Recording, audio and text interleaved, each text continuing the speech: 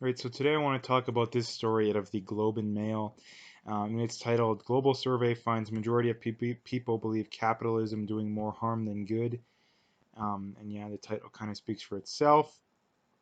But basically, the whole point of this being is that this is just an example of the mass indoctrination from schools, from the media, from college, all this kind of stuff. Because when you look back at history, well, is it socialism or is it capitalism that has improved human being basically?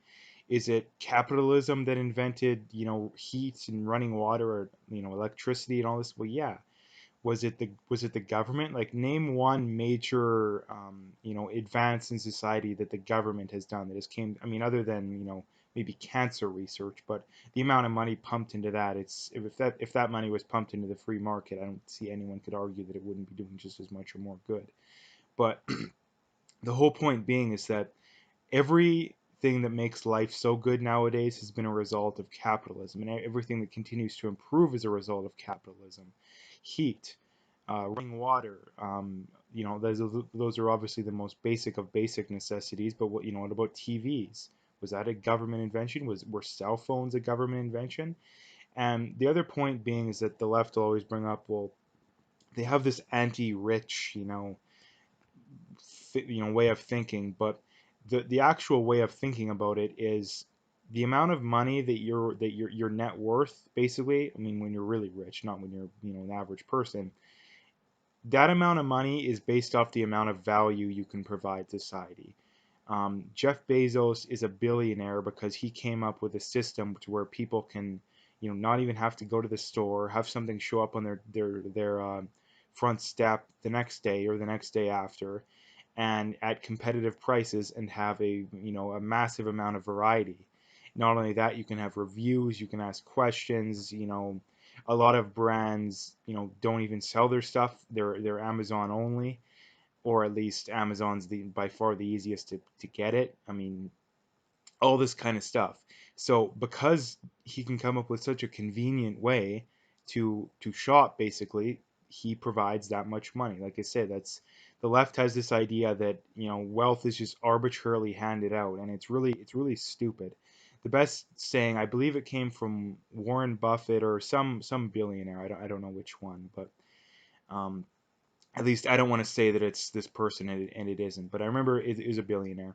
And they said that if all the money in the world was divided up equally, it wouldn't take long before it ended up back in the hands of people that had it in the first place. And for the simple reason is that the reason why the overwhelming majority of people have a lot of money is because they're better at getting money and keeping it and using it to their advantage. You can always tell how stupid the average person is there nowadays when they tell you what they would do if they won the lottery, or even if they got, like, $10,000 or $100,000. They'll always tell you, "Oh, how I would go spend it," and it's always on something that a depreciating asset, like a car, or, I mean, maybe a house, I guess, is something that can appreciate. But cars, trips, they'll go out and party all the time. But if you're rich, you understand that. I've seen the stat that about, I think it's two-thirds of millionaires become millionaires through the idea of compound interest. In other words, they do it through investing in either, just flat out investing their money into, stocks or something like that, or in something like real estate or something along those lines. So to get rich, you need to be smart, and it's the ability to defer gratification. That's the one of the number one signs of intelligence. If you, other than flat out knowing someone's intelligence, if you were to, on a scale of 1 to 100, know someone's ability to defer gratification, that would be the best way to predict whether or not someone's going to become rich in their life. Because becoming, like I say, two-thirds of millionaires become millionaires through compound interest. In other words, gritting their teeth, investing their money, making 50 or 100% off that money in 10 years, and maybe you put 100,000 in there. 10 years later, you got 200,000. And then you do that over and over and over again, and down the road it happens.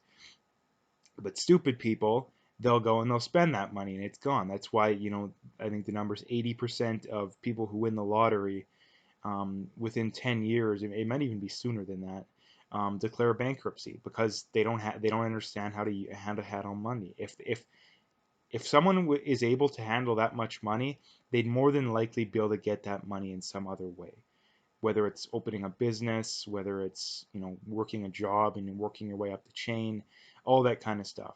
The the reason why, and the other thing too to point out is that a lot of people will point out the exceptions to the rule, like athletes and rappers, those kind of people. Those are the exceptions to the rule because those kind of things are so few and far between. Like how many people make millions of dollars making, rap or music or, play sports? Like not very many.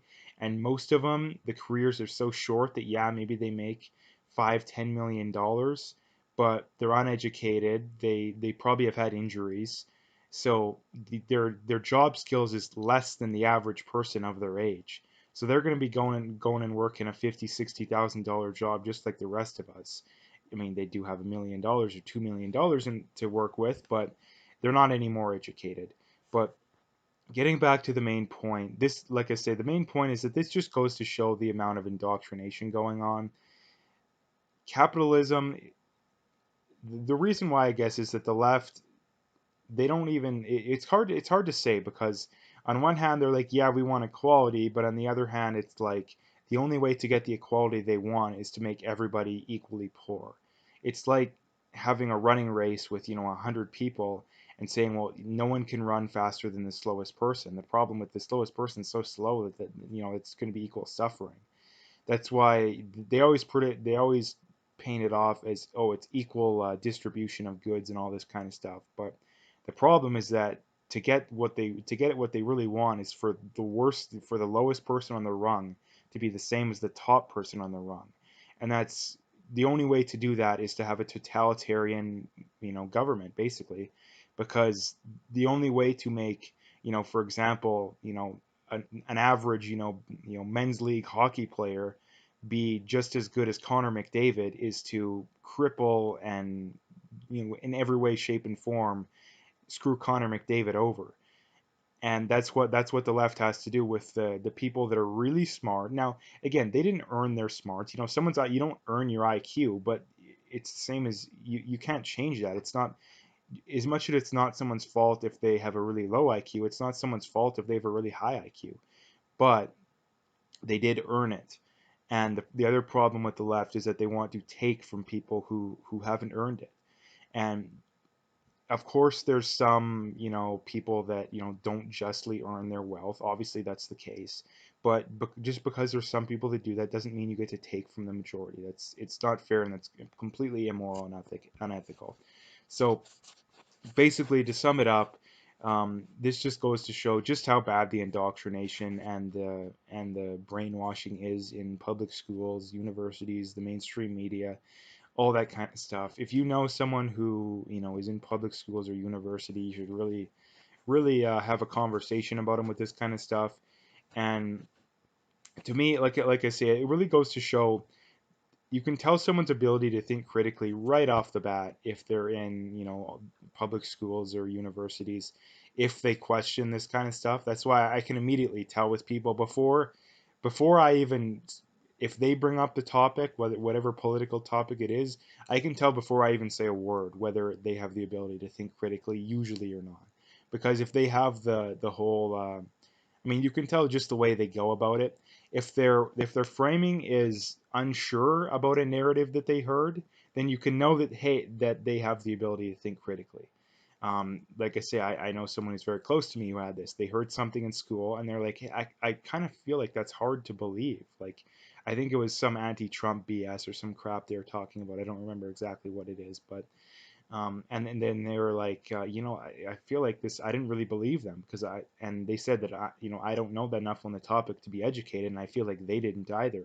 And I knew right away that person, they have the ability to think critically, and they were, even though they've spent their whole life in this, the brainwashing area, they still understand, why things are the way they are. So that's kind of the whole point is that, capitalism not done more harm than good. Capitalism has done no harm whatsoever.